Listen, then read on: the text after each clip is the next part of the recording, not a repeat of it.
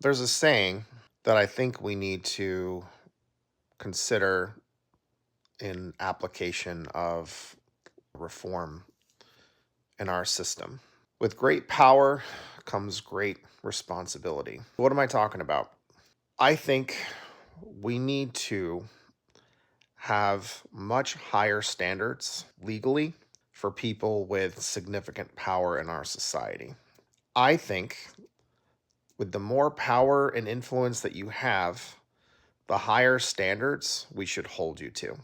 And the penalties should be much higher, and the checks to limit your power and influence to fight against people that would hold you accountable should be greatly restricted and limited. Meaning, let's take Elon Musk. So there's some talk right now about people in like 3 red states that basically took Elon Musk up on his illegal offer to pay them to register to vote or make sure that they were registered to vote Republican and vote for their chosen candidate, Trump.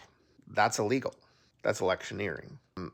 He had a post about it and then took it down and then changed it to sound a little bit more like he's following the law. There was also that thing he was going to offer, he was going to raffle people to be able to win like $1 million for like a few people that just so happened to, I think, work for him.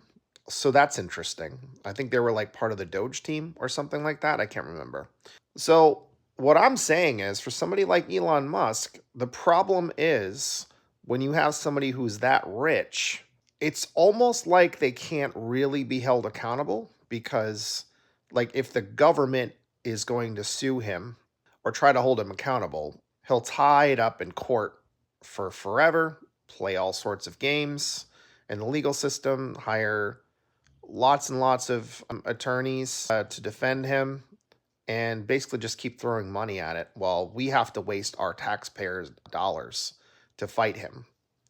And then a lot of times we have to just get do like a civil case instead of a criminal case, which anytime we see a trend where we see federal crimes, state crimes happen, but because of the size and power of a corporation or a person, it's just easier to get a civil case won, which comes at a much lower cost to the offending party, and the people lose. So, what I think should happen is for powerful people, powerful corporations, powerful public servants, I think there should be civil asset forfeiture. Sorry, civil asset forfeiture. I think we have to take control over every aspect of their ability to have an unequal defense against the people that are suing them or trying to hold them criminally accountable.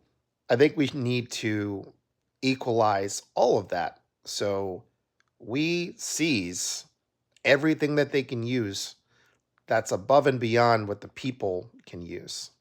And it should be easier to hold them criminally accountable for state, federal crimes. Because what we would tend to see is corporations and very rich people are allowed to do tremendous harm.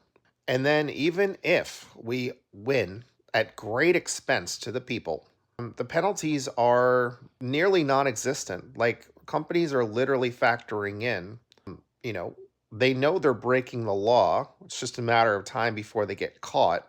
They factor in legal costs as just a cost of doing business. Does it change their behavior? No, not really. Like for corporations that engage in illegal practices that harm other people, like they do wage theft, they pollute our environment, they do scams on people, they have just all kinds of bad practices, and they also like rip off shareholders, which I have an issue with like publicly traded companies because of the adverse incentive that only prioritizes profit, which I just don't think works in our system, to be perfectly honest. What we get is worse services over time. Workers get treated worse over time, paid less benefits. The products that are produced are cheap, they break easy, and they have limited use. There's no plan for what happens after we use the product. We get stupid stuff like instead of actually like if you buy software now, a lot of times you have to have a subscription for that thing in order to continue using it because it's going to need upgrades to keep up with everything. And I understand there's some like, you know, there's some reasonableness in some of it, but a lot of it I think is just very predatory. And I'm worried about the damage that we're doing to our environment, and we're people are having to deal with the outcome of planned obsolescence. That means that instead of making something that is quality and lasts for a really long time and can be repaired and can be reused or modded, it's just it we use it. It costs us a lot of money. Like cheap stuff costs us a lot of money over our lifetime. Like, and then the end product ends up going to somewhere outside the United States. I mean, like our landfills are filling up, and we're sending so much stuff to other parts of the world. And like maybe you think that's their problem or whatever, but like we created the problem, and I think that we have a responsibility to address those kinds of things. Like this rampant consumerism in this country has not really improved our lives. It's actually made them worse in a lot of different ways. Like, I think it'd be better if we were to have more things made here in this country. I would prefer that they're basically, in a sense, a bad business model, which might sound crazy to you, but we've had patents on the books for all sorts of things that would be better, that are very competitive with some of these big money players that keep making this cheap crap that they're serving to us because they have dominated the market, and they've also blocked people out that would be good competitors to them, that would make their products obsolete and cost us less money over the lifetime of a good of that type. Like there's no reason why we can't have phones that can be like you buy the physical thing and you upgrade it with mods. Same things with computers. And they should be able to be repaired and batteries replaced and things like that. There's no reason why we can't have those kinds of things, just as examples, right? We used to have products that last a lot longer. Like you look at like some people like to buy like very old like refrigerators and other appliances and stuff that were built to last. And many of them were built here in this country. And the people that worked for those manufacturers plants, they were very proud of what they did and what they put out because they were products made to last. Like old people from, a few generations before me, they had a sense of pride about the kinds of things that we used to make, and they were made to last. What changed? The profit motive. The profit motive has a reverse incentive to make sure that people keep having to buy more and more and more. And I think if we just flip the incentives where we create good jobs, we make great things, and we have things that we're proud of, and we could share with the world that don't hurt other people or hurt people a lot less, I think that would be better for everybody. But it wouldn't be good for capitalism. It wouldn't be good for capitalists that only care about the bottom line. And I'm worried that the bottom line is going to be the flat line for this country and many people's lives. I care more about people than I care about profit. Does that make me an anti-capitalist? I don't know. Maybe. Or maybe it just means that I care about a system that is more sustainable, that does less damage, that I want to live in a country that our welfare isn't warfare. I'd rather fund a better life for American people. And anybody who wants to come here to live a better life, that should be easy. Obviously, we want you to be able to come here, live a better life, and, you know, be able to access the kinds of things everybody else does and adjust with everybody. Be able to get around safely and all that. But we need to think about things differently. And the capitalist class is not going to make that easy. So these are things that we should advocate for. Things that we should be saying are the society for the people, by the people, of the people, people first. Profit's kind of in question. The reality is there probably would be more room for at least some profit to have a sustainable business if we had a Medicare for all system, because one of the reasons why we are less competitive with other countries that have a universal health care is because they don't have to pay a tremendous cost, which a lot of it is just, it's kind of nonsense. There's all sorts of upcharges in healthcare that don't need to be there. There's a lot of unnecessary middlemen. They're called insurance companies. And the same thing with the big pharma. Like there's like benefit managers and there's all this stuff that's about serving capital. It's not about serving the people. Like they make it harder to have like generic drugs. I don't understand why the heck we have the medical pharmaceutical ads all over the place. Other countries don't do that. That's a cost. We don't need to have that.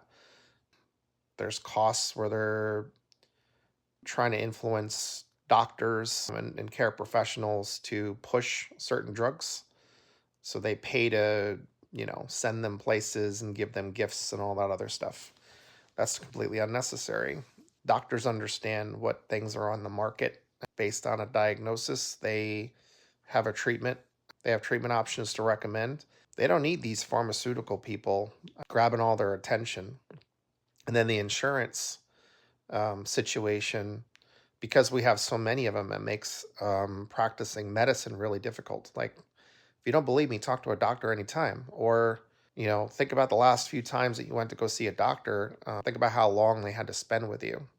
Unless you have a lot of money and you have like top-notch care, expensive care, they don't have that much time because they have to deal with the insurance. They have to fight to get people the health care that they need, to get things approved, because things require like prior authorization on the guise of they're trying to control for, I don't know, unnecessary care, which that's just kind of gobbledygook speak for they make more money from denying care.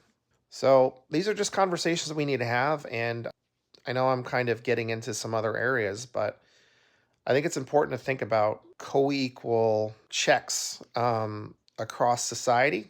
And I think we need to hold people that have a lot of power and influence to a higher standard.